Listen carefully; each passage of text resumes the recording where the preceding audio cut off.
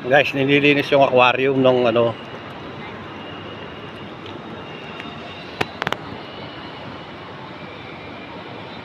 Yung aquarium may naglilinis kasama yung mga isda. Matanggal ang lumot. Nililinis.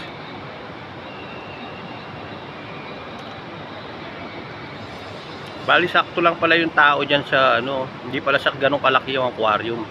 Diretso lang siya, guys.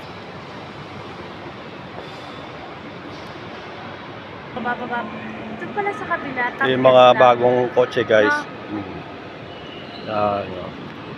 Although ano lang, kalahati lang siya, guys, yung aquarium.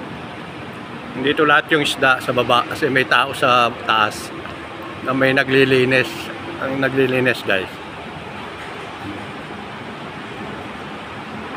Nililinis yung aquarium. Yung tao naglilinis sa taas.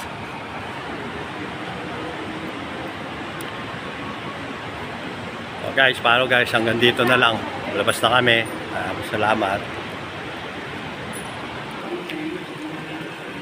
Yung gymnasium guys dito sa Musrip Mall. Kung gusto nyo mag-gym dito sa may gymnasium. Ito, malapit na rin buksan ito. Mga protein powder.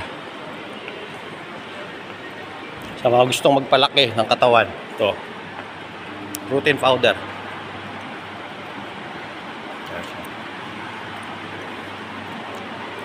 Palabas na kami guys. Sasakay na ng bus. Punta sa Sakayan. Number 42 ang dumaan. Sunod na yung number 41 yan.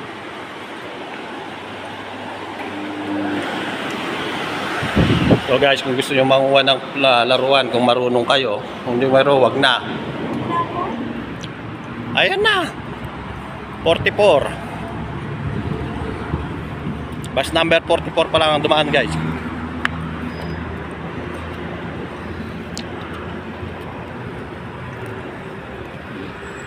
Dito pagbibigyan tayo, sa Pinas hindi tayo pagbibigyan.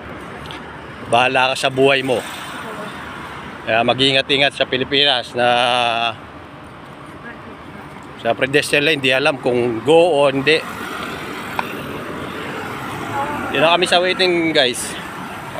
Sa may harap ng Musrip Mall. Maraming salamat guys. Mag-ingat po tayo lagi. God bless.